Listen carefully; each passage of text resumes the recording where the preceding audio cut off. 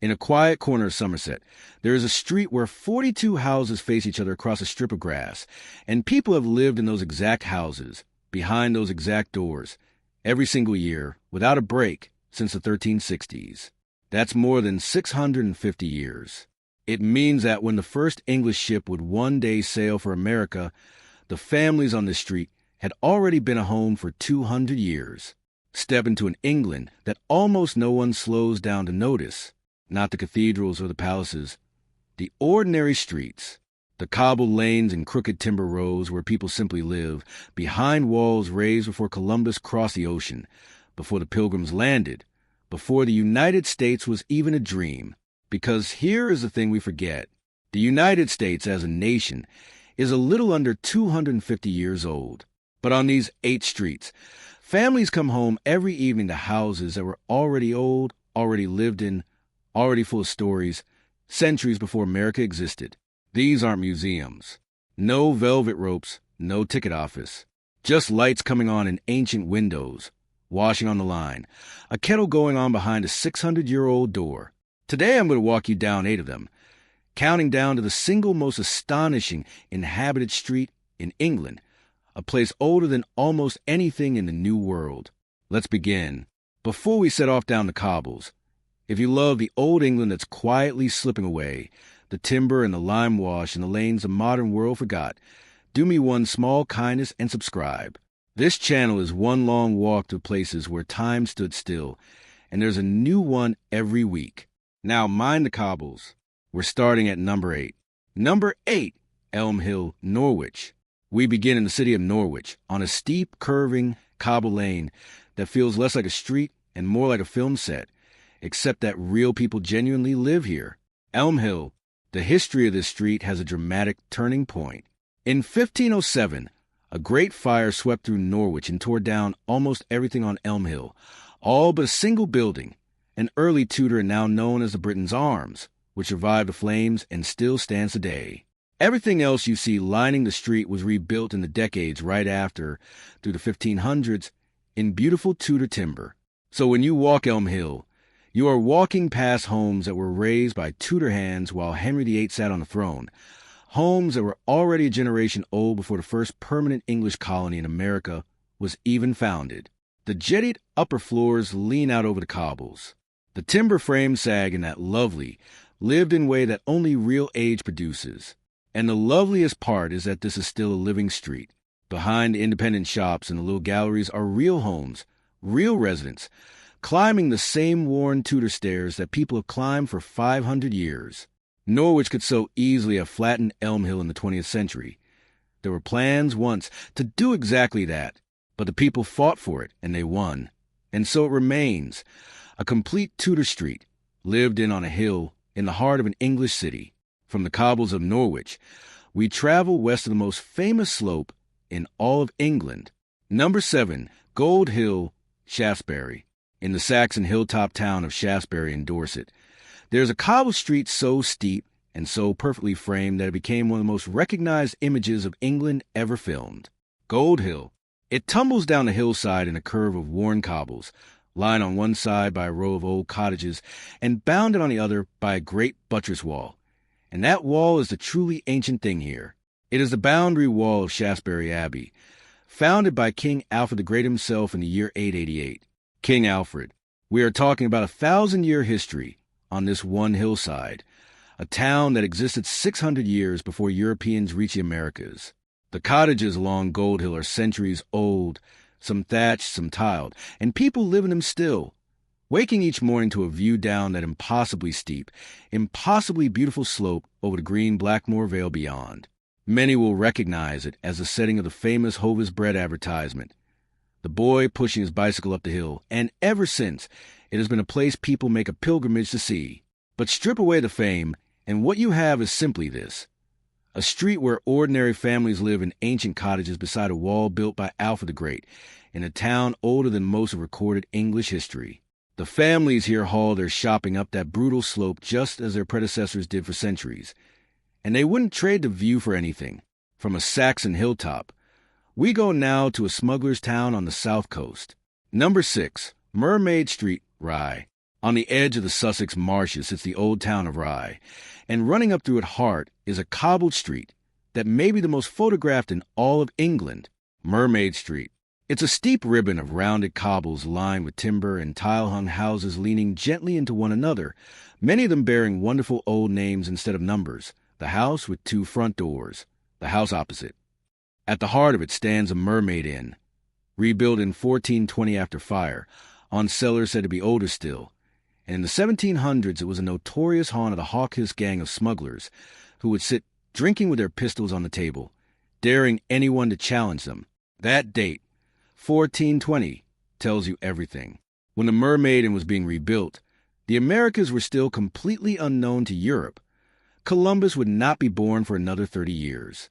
The families who live along Mermaid Street today come home to houses raised when England was still emerging from the Middle Ages. And they truly do live here. For all its fame, Mermaid Street is a residential lane.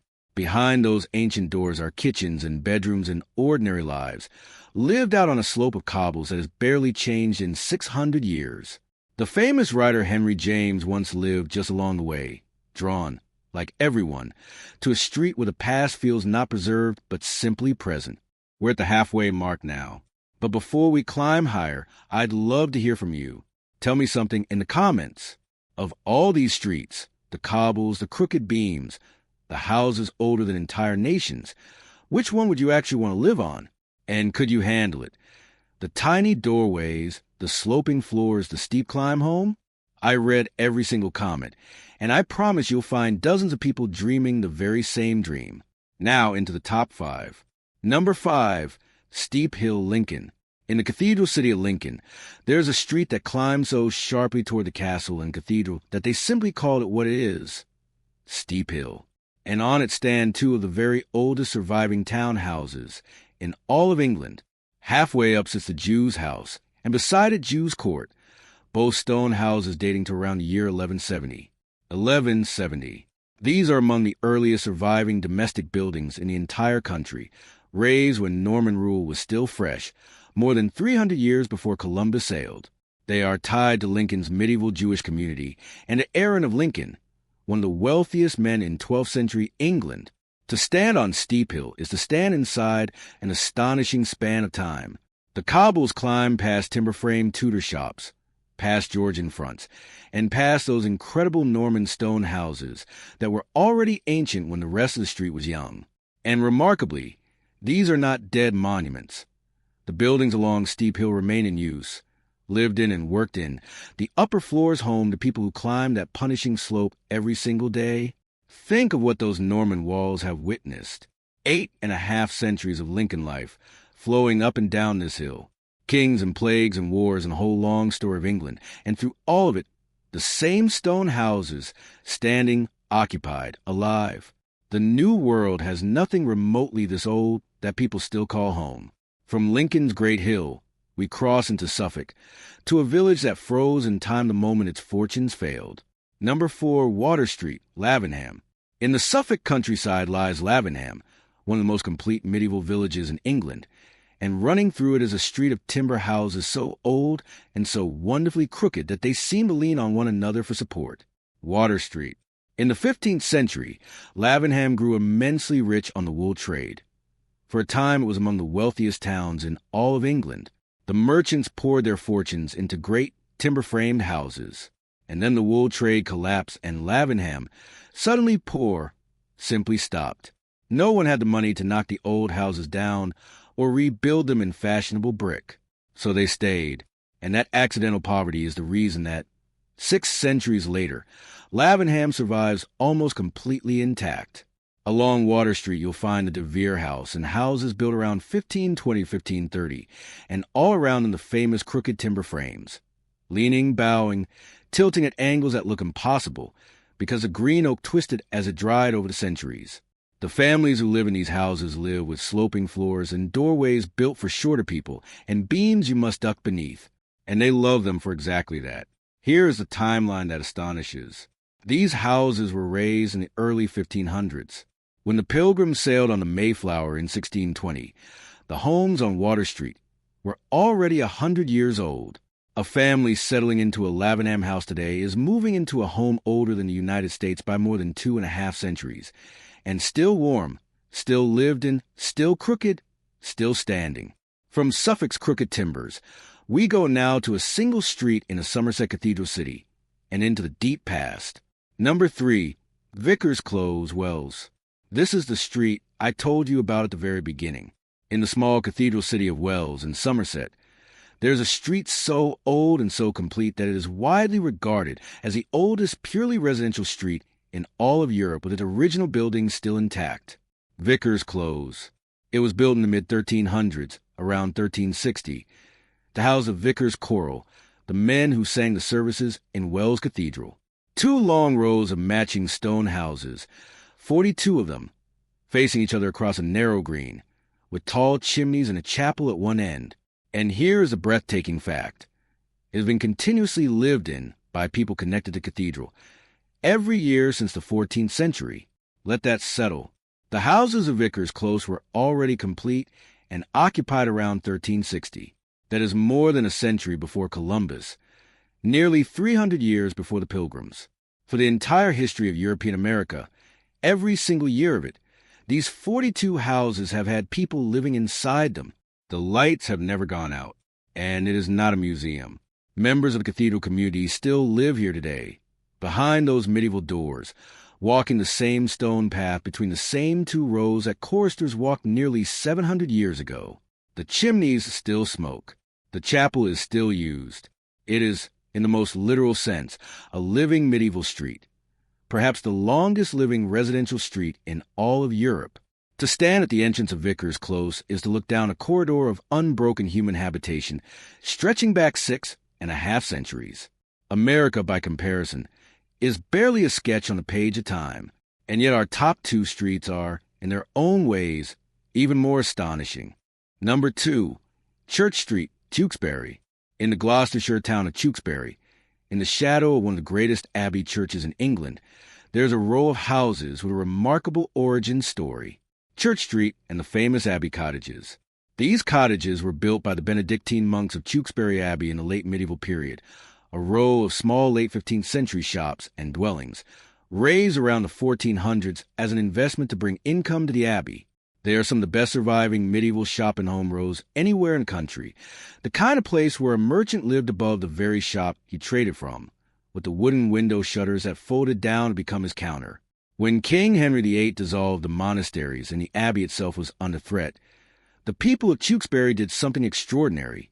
They bought their abbey from the crown to save it, and the medieval streets around it, Church Street among them, survived too, timber-framed and ancient, right down to the present day. The timeline is staggering once again. These cottages were homes and shops in the 1400s, a full century before the Americas were colonized by Europeans. The people living along Church Street today come home to medieval merchants' houses built by monks in a town that loved its history enough to literally buy it back. Behind those timber fronts, ordinary modern life carries on inside walls that have sheltered families through the Wars of the Roses, the Tudors, the Civil War, and everything since. And that brings us, at last, to number 1, the most famous medieval street in England and one of the most astonishing inhabited lanes anywhere on earth. Number 1, the Shambles, York. There could only ever be one street at the top of this list. In the ancient city of York, there's a lane so narrow, so old, and so perfectly medieval that walking down it feels like stepping bodily into the 14th century. The Shambles. The Shambles is one of the best preserved medieval streets in all of Europe, with some buildings dating back as far as the 1300s. It is so narrow that in places the timber-framed houses lean so far across the lane that you could lean out of an upstairs window and shake hands with your neighbor on the other side. The upper floors jetty out over the street, one above the next, until they nearly blot out the sky. And that overhang was deliberate, because for centuries this was a street of butchers. The very name comes from an old word, shamel, meaning the benches on which butchers displayed their meat. There were once dozens of butchers' shops along here, with slaughterhouses behind, and the meat hung on hooks out front, and the overhanging upper floors helped shade the meat from the sun. You can still see the old hooks and the wide windowsills that once served as display counters. Now here's the wonder of it. The Shambles dates to the 1300s, The buildings standing today were old, lived in, and trading 200 years before any European set foot to stay in America. And it is not a film set or a museum piece. People live above these shops. Behind and above the storefronts are real homes, reached by ancient twisting staircases, where families sleep beneath beams that have stood for 700 years. To walk the Shambles at dusk, when the crowds thin and the old lamps come on, and the timber leans in close overhead, is to feel the centuries pressing gently around you. Children have been born in these rooms. Generations have lived and died here. The street has watched the whole of English history flow past. And through all of it, the lights have kept coming on in those impossibly old windows every single night for the better part of 1,000 years. The United States is not yet 250 years old. The Shambles has been home to families for 700. And that is why it is, without question, number one. So there they are, 8 streets in England where families still live in houses older than America itself.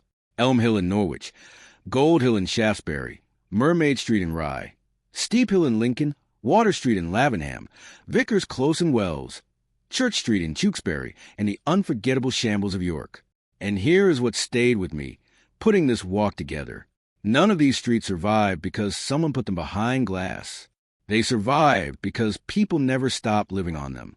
The people of Tewkesbury bought their abbey to save it. The people of Norwich fought off the bulldozers on Elm Hill. The poverty of Lavenham accidentally preserved a whole medieval town. Street by street, generation by generation, ordinary families chose to keep coming home to these ancient houses, to live with the sloping floors and the low beams and the steep cobble climbs, rather than let the past be swept away. If this walk moved you, if you found yourself longing to live on one of these streets, then go and watch our journey through the English towns where people still live in houses built before 1700, or our trip around the Portuguese villages where families live in homes older than 1600. I think you'll love them just as much. Thank you for walking these old cobbles with me. Tell me your favorite in the comments. Subscribe if you haven't yet, and I'll see you on the next street where time stood still.